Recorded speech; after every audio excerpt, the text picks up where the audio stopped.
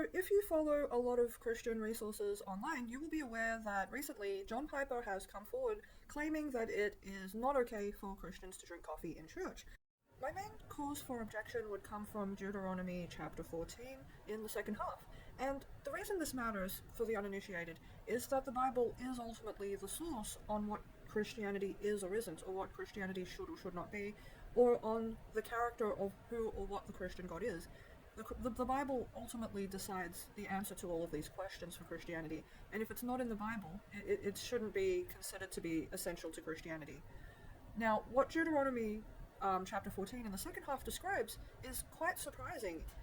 It describes the ancient Hebrews as taking their money into church and using that money to buy whatever they'd like to buy, and then celebrating with their family and their loved ones as their form of worship.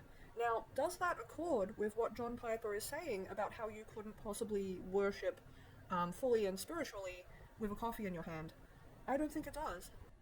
Whenever someone such as myself will come forward with a feel-good Bible verse, like the one that I just produced, there is a lot of Christians in the other camp who will come forward with a whole lot of verses on reverence and respect and being quiet and all of this sort of thing. But I would very much warn against this idea of using one Bible verse to try to cancel out another. That's not how exegesis works. You have to read all of the verses in the context of each other and pay attention to how, in the Old Testament, God is actually depicted as a loving father. And it doesn't end in the Old Testament, it's in the New Testament as well. And so you sort of see this cultural dichotomy where some people are very keen to depict God the way the Old Testament does, where he's both very concerned with justice and wrath, but he's also a loving provider who, provides Jonah with a snack and a place to rest his head, where he blesses Joseph and all of the biblical patriarchs with immense wealth, Solomon with immense wealth, and where even in the New Testament, in Luke 11, it says, who of you, if you have a son who asks you for an egg, would give them a scorpion? And, if you, being as evil as you are, know how to give good gifts, how much better will God gift you? And the reason you're going to see these two different cultural movements within Christianity actually goes very far back into Christian history. And so, you want to ask the question, where is this perspective coming from that God just wants people to be uncomfortable, wants people to only be quiet, only be still, only be reverent, only eat outside of church? And it is important to ask this question because it does impact how you worship day to day. If you have this perspective that God is asking you to take all of the things in your life that are comfortable to you, like eating, like celebrating with your friends and family, like, doing anything that would actually provide you with psychological and emotional sustenance, if you perceive all of those things as automatically being secular, then all of your heart, all of your joy, all of your mental well-being will be outside of the church, outside of your relationship with God, if this is how you think. If, on the other hand, you are thinking that God just wants you to have a good time, doesn't really have any moral lessons to teach you, doesn't have anything important to say about your life, likewise you are going to run into problems. You are not going to have a solid framework by which to lead your life as a Christian, and ultimately you're not going to have any form of spiritual or other forms of discipline in your life. Both perspectives on God are these disparate extremes which have a historical foundation and a cultural foundation, but those extremes do not have a biblical foundation. You can look at the history of the Puritans and find out why this strictness is so important to them. You can look at the history of the more libertarian sort of conservative Christian and look into their history and find out why they are the way they are. But ultimately, if you're wanting to answer questions about what God is expecting from you, you have to go to the horse's mouth, you have to go to the source, and the Bible is that source. The Bible is that foundation. And this is why it is so desperately important to understand the Bible, because there will be religious leaders who will try to make you feel guilty and sorry for doing things that are actually not against the Bible at all. They will try to make you feel like you are never quite meeting the standard. But as soon as you try to confront them and say, I feel like you're being overly strict, I feel like you are making following God a question of my behavior rather than Jesus' death on the cross for me, they will stop you and they will say, oh no, we teach the gospel, we teach that Jesus died for your sin. But ultimately, you find that they treat you more as though your faith is defined by what they think of you, and that is so that they can guilt you into doing whatever they want you to do.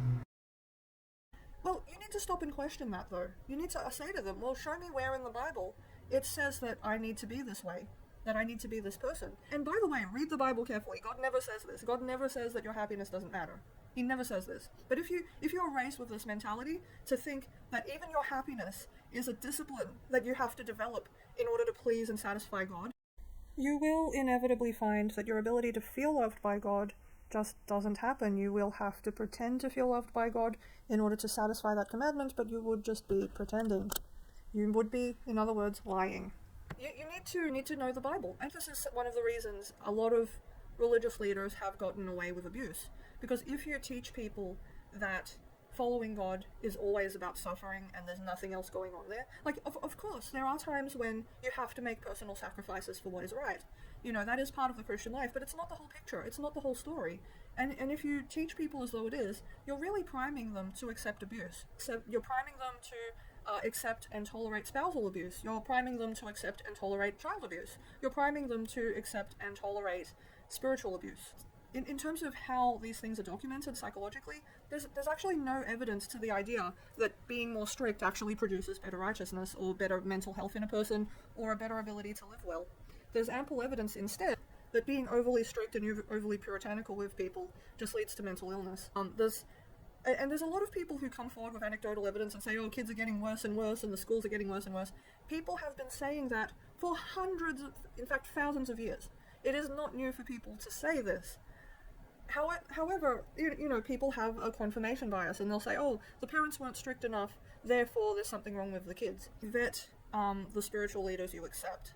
And this can be hard because, when you're part of a church, you are also part of a community. And it can be hard to say to that community, no, I don't think this is right. I think that, what we're being taught is actually eisegesis rather than exegesis. I have been in churches where I experienced a lot of people sort of recoiling from me and being like, well, you can't say that, Shona. This isn't okay. You're not really a Christian.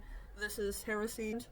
As a direct consequence, the church I currently attend, when I can attend it, is one where hardly anyone speaks to me. And I love it there, frankly, because I don't have to worry about people putting social pressure upon me to adopt teachings and beliefs that I find to be contra-biblical. I can, look at the Bible myself, see what it's actually saying, and not have people planting other ideas in my head, and then applying social pressure for me to pretend to believe I believe in it when I really don't.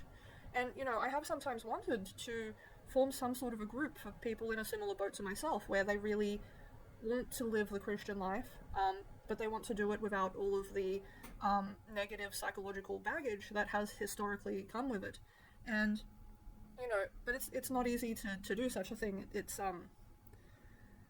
And I'm not the only person out there saying this. There are groups that exist online for people wanting emotional support after they have experienced significant spiritual abuse. And I'm not going to say that all pastors are evil either. I don't think that. I think there are some that are psychologically abusive, manipulative, and they will make the claim of, oh, it's for your own spiritual good. By the way, all abusers say this. All abusers who hurt you always tell you it's for your own good, or it's for the cause of justice, and you're just a bad person, and you need to hear that. They're always lying. It's always just something they're saying so that they can keep on hurting you and not be held accountable. And, it's harder to notice when it's couched within a spiritual tradition, but that doesn't stop it from being the truth. A lot of the sort of Christians like myself, or anybody really who comes forward and questions anything that John Piper has ever said, will experience a lot of people automatically shutting them down. John Piper has managed to be a celebrity pastor in an age, amongst a group of people who, if he had been on television in the 90s, would have eyed him with extreme suspicion and said, oh, you're a televangelist, therefore we automatically cannot trust you. But because he managed to popularize himself largely through the internet, he has a lot of people who follow him, and follow him ruthlessly, and are completely unwilling to regard any of his teachings with even the smallest modicum of objectivity. I wish that I had kinder words to say about these people. I wish that I could put it more kindly. And frankly, I have a lot of empathy for them, because when you are part of a social grouping that can sit around together and say that anything is the truth, that is so attractive. That is so comforting. Like, when you are a Christian just trying to live your life these days, you constantly experience a lot of people invalidating your right to believe what you want to believe in. So being able to be part of a group where everyone can sit together and talk about, this really insightful, brilliant thing that this celebrity pastor has said is going to be attractive. It's going to make you feel validated. It's going to make you feel like it's okay to believe in what you want to believe in. But it is a reality that any pastor is still a human being. He is still going to be imperfect.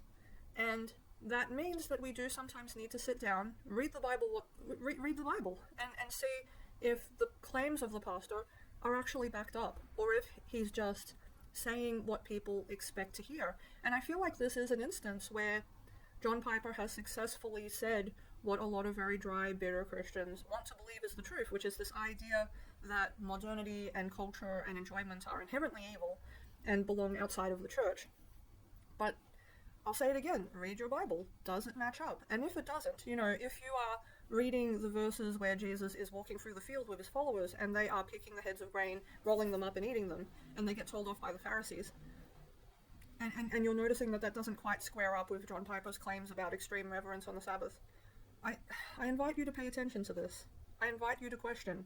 And, if I again invite you to consider that if you are part of a group which is asking you to pretend that that falsehoods are true in order to belong, or forcing you to constantly do things that are against your spiritual well-being, and trying to stop you from doing anything that does spiritually help you and bring you closer to God, you might want to ask yourself whether you are in a toxic dynamic there. You might want to ask yourself whether you have entered into an abusive relationship with this spiritual leader. I will not outright say that it is spiritual abuse, because there is so many ways that a person's words can be interpreted, misinterpreted, reinterpreted. Fair enough. All I'm saying is, ask questions. Don't even just believe me. Go and read the Bible for yourself. Ask yourself, do the claims square up with what people are saying about it? And if they don't listen to those people, because they're lying to you about what Christianity is. It doesn't have to be more complicated. It seems more complicated because as Christians from a young age we can be brainwashed into believing that cultural cohesion is more important than the truth. But it never is, it never was, it never will be. And, it's better to be John exiled on Patmos than it is to be, than it is to be Herod in his palace. That's all I'm going to say.